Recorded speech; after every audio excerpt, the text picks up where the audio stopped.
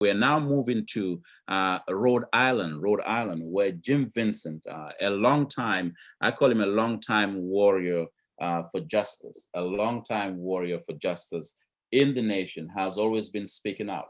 If there's somebody who can hold institutions accountable and talk about what they need to do, is Jim Vincent. He's been the longtime president of the Rhode Island NAACP, a national civil rights activist, was recently appointed. Rhode Island became the first city in the nation to establish a municipal corporation, a municipal commission on reparations, and one of the first people that the mayor of Rhode Island selected to be on that commission. And that commission was set up after Rhode Island, the city of Rhode Island, commissioned a study that looked into centuries of inequality against Black people. And so Rhode Island established a commission, a reparations commission, and it became one of the first in the nation. The entire country is watching the city of Rhode Island on this vexing, evolving question around reparatory justice. And there is nobody who is more qualified, more equipped to bring the issue of economic justice in Black America right now as we speak than Jim Vincent, the abled president of the NAACP in the New England state of Rhode Island. Jim, thank you so much for being here. And the floor is yours, and our listeners are waiting. Okay, well, Bankley, thank you so much for that over-the-top introduction. And just so people know, my official title is President of the NAACP Providence Branch. Providence Branch, Rhode Island. Providence Branch, yes. I am the state coordinator, but officially, since I'm wearing my NAACP shirt, But you run the show in Rhode Island, so that's why I said, well, go ahead. Well, you know, but it's a Providence Municipal Commission. We would like it to be something that would be statewide at some point, but the mayor of Providence does not have the control of the state. He only has the control of the city. And so I am happy to serve. I have been the president of the NAACP Providence Branch for 12 years. And, you know, Bankley, I know that my first Freedom Fund dinner in 2011, you were our keynote speaker at that dinner. So you are forever, you know, going to be a part of my history and legacy because of your kindness in terms of gracing us back 11 years ago. But anyway, yes, we have a very progressive mayor in Providence. His name is Jorge Elorza. He has served 2 terms, so he will be leaving in January. But before he left, especially in this last year, he decided to make his mark by tackling the controversial, I guess some people would say, issue of reparations. So I think the way we are doing it in Rhode Island, or I should say Providence, is a little bit different than maybe other people are doing it. So I'm trying to, this morning, just give a thumbnail of our months-long work, and then we can probably have a discussion afterwards if time permits. But let me just start, because we have a report that just was issued, I think it was 2 weeks ago. And on the cover of our report, it says, "You say you have emancipated us, but when you turned us loose, you gave us no acres. You turned us loose to the sky, to the storm, to the whirlwind, and worst of all, you turned us loose to the wrath of our infuriated masters." And that's Frederick Douglass. That's Frederick Douglass. So racial disparities in economic well-being can be traced to the very founding of the United States of America. The city of Providence and the state of Rhode Island were settled through the founding enterprises of indigenous peoples' land and enslaved African people's labor. Colonizers paid little or nothing for native land and paid no wages for enslaved African labor that produced the products and services that created enormous wealth and prosperity. Systemic racism, a form of race-based discrimination, embedded as a normal practice within a society and its governmental system, has a long history in the United States and cities like Providence. Approved discriminatory and dehumanizing laws and policies that created and exacerbated inequality in almost every sphere of life. During the 20th century, race-based discrimination continued as municipal, state, and federal governments sanctioned redlining, discriminatory employment and housing practices, urban renewal, and interstate highway improvements, deconstructed largely African heritage and limited income neighborhoods, including Fox Point, Upper South Providence, West Elmwood, Cowichan, and Lippert Hill. So what I'm pretty much saying is that we're not just looking at descendants of African-American slaves only, because I know that in other parts of the country, they're looking at it. We're looking at it a little bit more broadly in terms of the fact that we still suffer from racist policies to this day. And it didn't end 400 years ago or 200 years ago with the ending of slavery almost 200 years ago. But it continued with urban renewal and those kinds of things. And we want to address those issues. So our commission or our process started with the truth. So we have a Black Heritage Society that has written a book about the truth that is has over 650 primary and secondary sources of documentation and historical perspectives. We also had 378 surveys done. We had 1,500 Providence stakeholders engaged during reconciliation efforts, and we had 29 interviews and 11 events. So we really have spent months of data gathering and talking to people and whatever to kind of come to some understanding of what reparations should look like in Providence, Rhode Island. So, we had 7 reparation town hall meetings, 25 organizations participated, 750 matter of truth reports disseminated, 17 hybrid meetings, 30 reparation commission and public comments, and 58 town hall attendees. So this is something that was not just 2 people in a room coming up with something. This was widely publicized. We had a lot of input, and we came up at the end of the day, the 13-member commission, 7 members appointed by the mayor, 6 members appointed by the city council, with 11 recommendations. But before I get into recommendations, I think a big question nationally is the eligibility criteria. Who is eligible and what form should these reparations take? The eligibility, I'm going to tell you who's eligible, all right? So that it's very specific, so we don't have to wonder, in terms of who is eligible. Who's eligible is African-American, African heritage people, an ethnic group consisting of people with ancestry originating from sub-Saharan Africa. Today, the city's African heritage residents include, but are not limited to, African-American, African, biracial, African Latino, Cape Verdean, and Afro-Caribbean, and as well as indigenous people, because we tie in with the indigenous people historically because of the fact that these communities have intermarried and intermixed for centuries here in Rhode Island and even in Providence. So we came up with 11 recommendations. I'm going to go quickly through the 11 recommendations, and then if there's any questions in terms of what is behind some of the recommendations, we can go into it. So with 11 recommendations, 1, we wanted a recognition of harm. Recognition of harm, and that basically was a public apology. The mayor, 2 weeks ago, had a press conference and publicly apologized for the racism and the harm that was inflicted upon African heritage peoples and indigenous peoples going back to the beginning of Providence. So he publicly apologized. We felt that was important for recognition of harm. So that was one. That's interesting. Go ahead. Go ahead. I got a question on that. Go ahead. And feel free to interrupt, because I just want to, we have so much, and I know I have limited time. Yeah. 2, equity building for African heritage and indigenous communities. All right. And I'll explain that later. Let's go through the 11 first. 3, creation and development of African heritage and indigenous media, technology, and communication companies. 4, creation of African heritage and indigenous development programs. 5, review and reformation of laws and policies that harm African heritage and indigenous people and communities. 6, movement towards a more equitable healthcare system for African heritage and indigenous people. 7, creation of neighborhood incubators focused on African heritage and indigenous communities.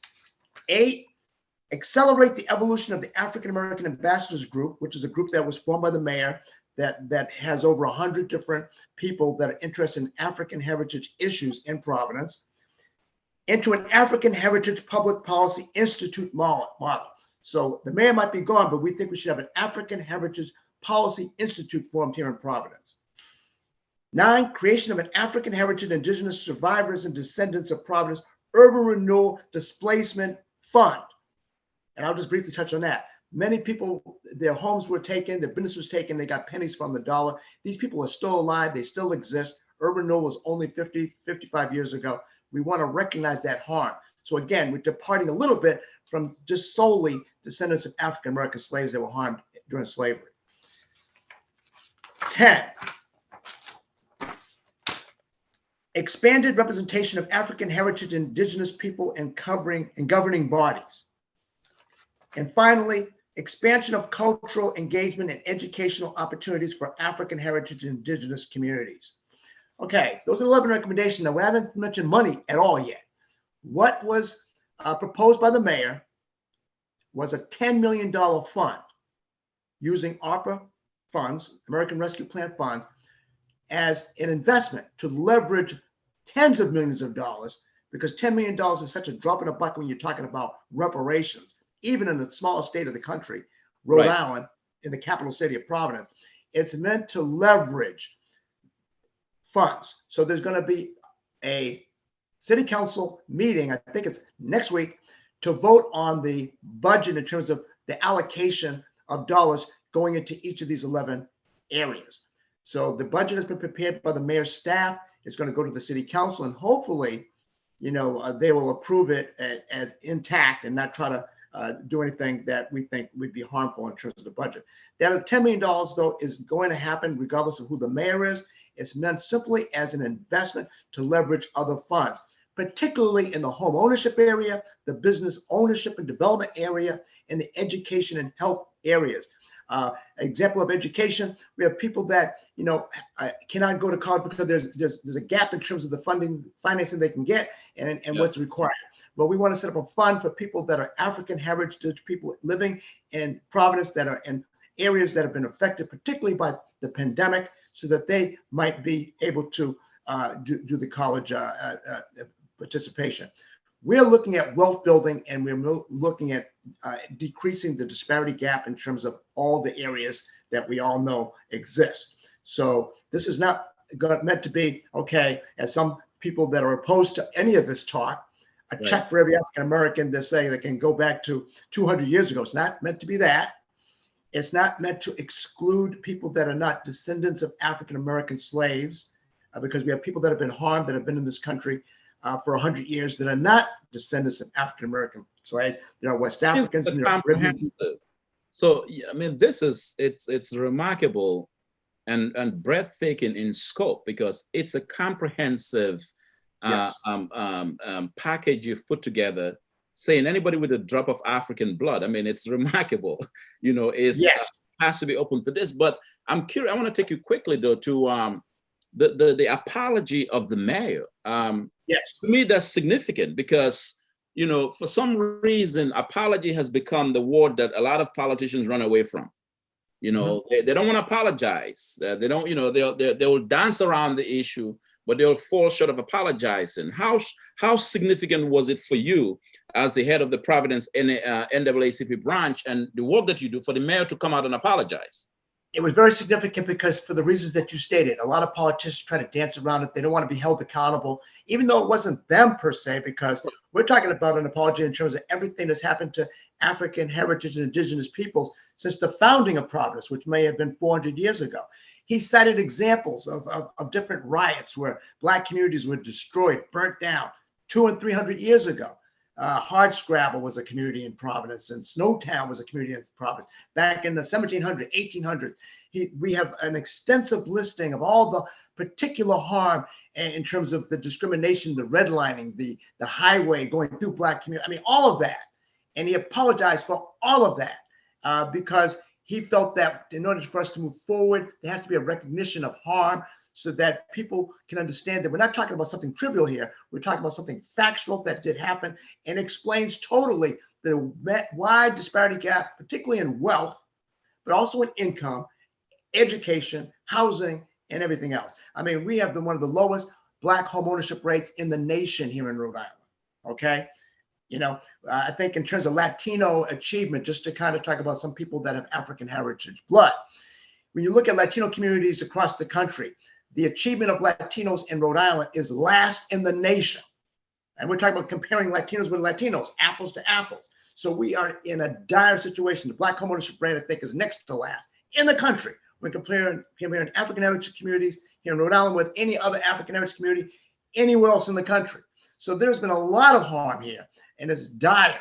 So I, as president of the NAACP Providence Branch, was more than happy to participate in a process with a progressive mayor that recognized that in order for us to bring these disparities closer, there has to be a comprehensive and a systemic way of approaching it. $10 million is a drop in the bucket, but it's meant to leverage private and public funds in the areas that I delineated. Tens of millions. It's just the seed money to do that. And it's going to be targeted to those people that have been harmed the most. And in terms of programs, let me just give you one example of a program. We found that the Providence police, the number one reason why they arrest people is driving with a suspended license. Okay, now why is that? Because people are not paying their traffic violation fines. Now, why is that?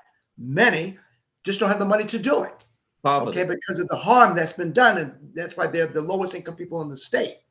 Mm-hmm. So there's a fund based on maybe income based in terms of people being able to have those fines paid, so that way their license is restored. And guess what? Now they can go to work to provide for their family and themselves, mm-hmm. because it's a cyclical thing. Okay, they can't have a license, so they can't get to work, so they can't have income, so the problem is exacerbated. It's a bad problem that's made worse because of this law. The laws that are on the books that are, on its face are very reasonable, but when you go deeper, you can see the harm that it's done to the lowest income people that have felt the brunt of all the racism and the systemic discrimination going back to the beginning of the founding of the city of Providence. So Jim, let me ask you this, because I think what you're doing in Providence, Rhode Island is remarkable. And I think that's why the nation is watching what you're doing there. In time one, I mean, I was impressed. I was remarkably impressed with the study that you did. You built this argument on study. You didn't just, sponsor some sort of a political proposal, reparations, but you did a study that cataloged 2 centuries, 3 centuries in Providence. And so you have the evidence to support the economic argument here, which is impressive in itself. But this is where I'm getting to, though, in terms of corporations. So we just had Jerry Nocia, who's the CEO and chairman of DT Energy. It's a Fortune 500 company, one of the major industry here in Michigan.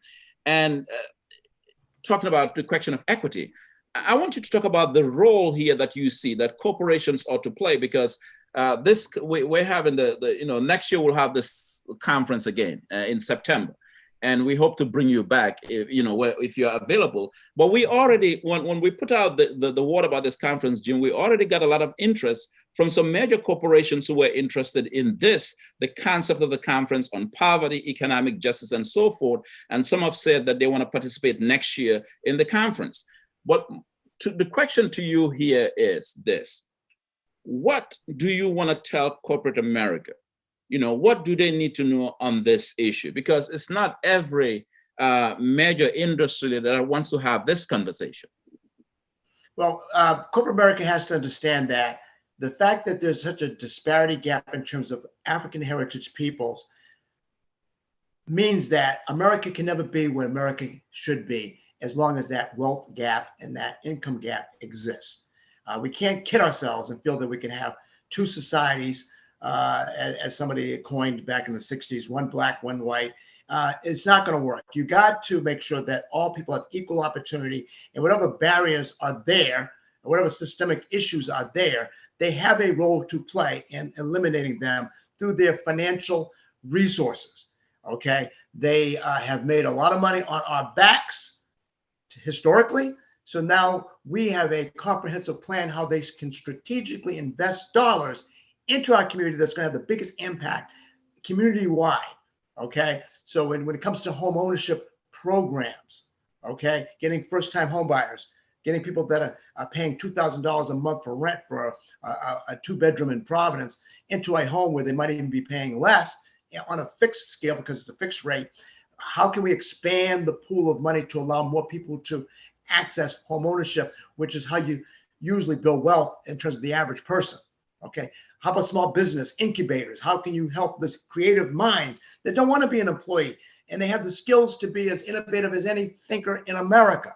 How do we support them through dollars, not rhetoric, but through money in a targeted way that works, based on evidence, based on trial and error, and how we have gotten here and how we need to go in terms of expanding, those efforts in terms of small business or even medium business expansion or creation.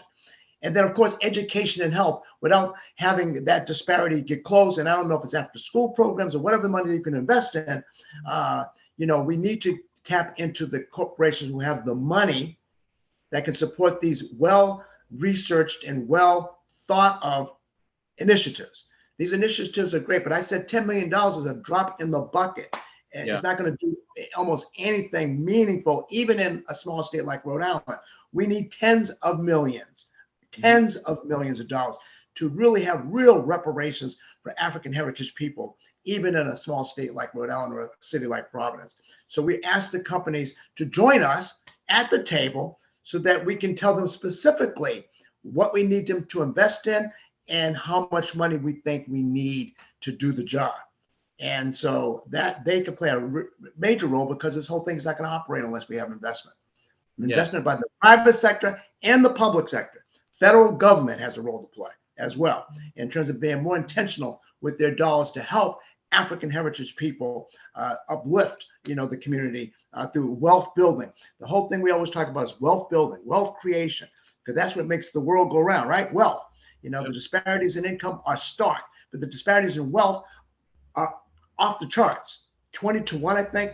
The average black person has like 5% of the wealth of the average white person in this country. I've seen many studies that's somewhere around there. Well, that is the problem.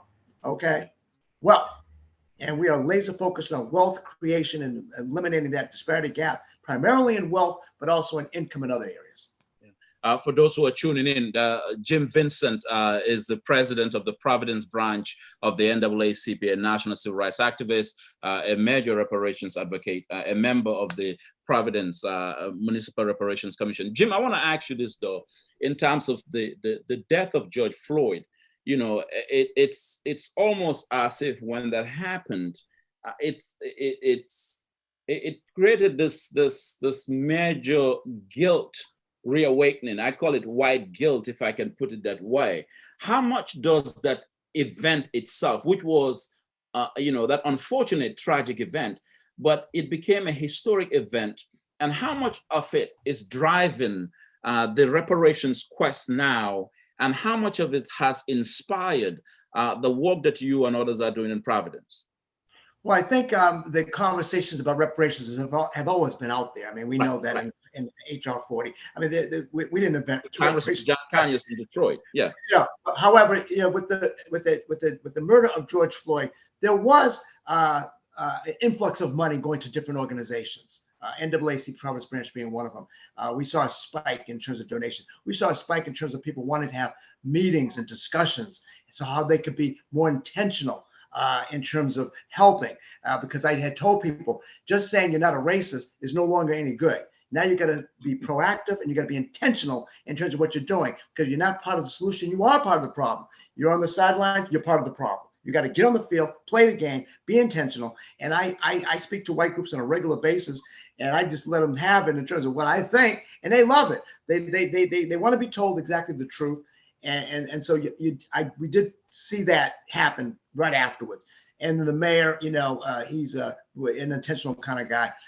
He started thinking about putting together a commission, but he said, we're going to have truth, reconciliation, then reparations. So that report by the Black Heritage Society, which was voluminous and was 750, I think I said, primary and secondary sources. Going back to the beginning, all that, was, participated by many, because I think they wanted to do something after the death of George Floyd. So that was a catalyst. There's no doubt about it. But that was 2 or 3 years ago. This work is continuing up to this day. So I think that you're right that gave a whole new meaning in terms of participation, in terms of dollars coming in, as well as discussion. However, we want to make sure that flame doesn't dimmer like it has in a lot of other places. Yeah. People are not talking about George Floyd anymore. They're not talking about some of the things that we're talking about here in Providence, because I guess it's dimmed down a little bit. But no, we got to soldier on and make sure that these things happen, because as tragic as George Floyd's death was, there's been a lot of other people that have died tragically and continue to die tragically to this day, and we want to make sure that we do everything we can in our power to advance the work, to keep advancing the work. So yes, George Floyd was a catalyst, but he by no means should be the only reason why we came up with this. This is needed. The evidence is there. Mm-hmm.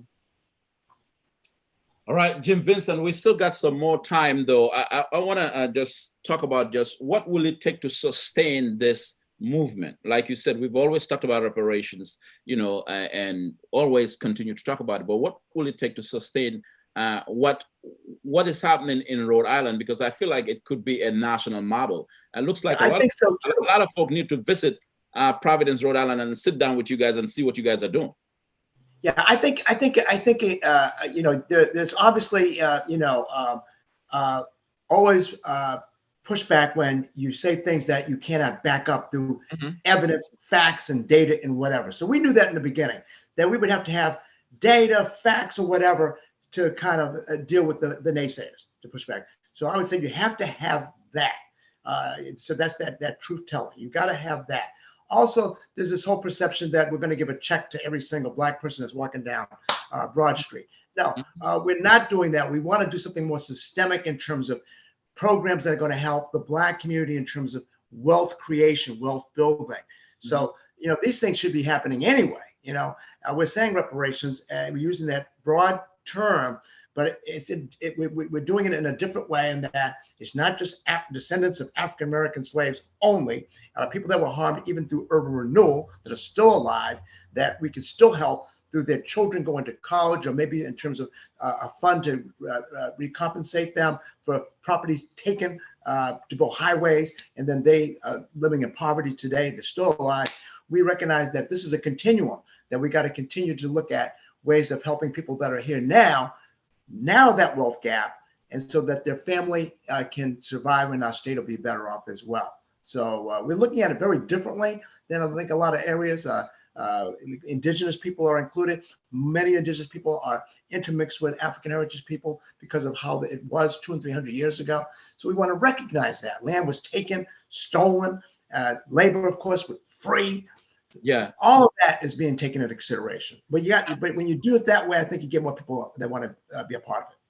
Coalition building, and I think there's power in numbers. The metrics which you're using, saying anybody with a drop of African blood, I think you've redefined the entire quest of reparation, because now you expand the tentacles, and in fact you now get a lot of support around it. We have a question here that says, take us to post-reparations Black America. When reparations are paid, how can it positively affect the GDP, gross domestic product, of Black America? And can you discuss comparatively in dollar terms, in dollars, our purchasing power now and the purchasing power post-reparation? Well, I mean, I'm not an expert in that area. I think they say that Black Americans have $1 trillion of purchasing power, something like that. I've heard these figures or whatever. Right. Well, what is the white purchasing power in America? Okay. So when our purchasing power is commensurate with the white purchasing power on a per capita level, then I think that we're there in terms of having true reparation. When that wealth gap, when you see that the average wealth for a white American, let's say, is 100,000, and the average wealth for an African American is 100,000, which it should be, because people are people. That's when we'll know that we're making some progress. I'm not a math major or a bean counter. So if it's 90,000 for Black Americans and 100,000 for white Americans, I'm not going to say, oh, this is a failure. No, because right now it's 5,000 for African Americans, 100,000 for white Americans. I'm going to look at the progress made over a shorter period of time than anybody could have predicted. That's how I'm going to measure success. Yeah. Remarkable here, Jim. Looking at where we are right now, as far as the nation is concerned, and the state of the economy in the Black community, and we bring these conversations over and over again, certainly for emphasis to reaffirm what we're doing. I'm wondering though, when do we get to a point where we begin to see some tangibles here? Right, and that we don't lose steam, if you will, because there are folk who are listening. So look, okay, I hear what Jim Vincent is saying. Yeah, he's gonna pound that reparation drum in Providence. Just give him 2 years, he's gonna lose steam. I hear what Bankole is saying. Yeah, they'll do the conference next. They'll lose steam. I mean, there are people expecting us to lose steam on the question of economic justice. So I want you to respond to that in terms of, how do we continue to emphasize, beat the drum on this issue? Well, you know what? When people say Jim Vincent and they say losing steam in Rhode Island. People don't even understand what that even means. You know, when I was 16 years old and Martin Luther King Jr. was assassinated back in 1968, and I had the opportunity, because of the push by civil rights movements, to get those 17-year-olds across the country into the best schools in the country, I realized it was a civil rights movement. I realized that was the reason why in 1973 I graduated from Dartmouth College, and in 1975 with a master's from the University of Pennsylvania, when the majority of Black men, I think, in the country didn't even have a high school diploma. So I realized it was the civil rights movement that put me in an impossible situation in terms of achievement.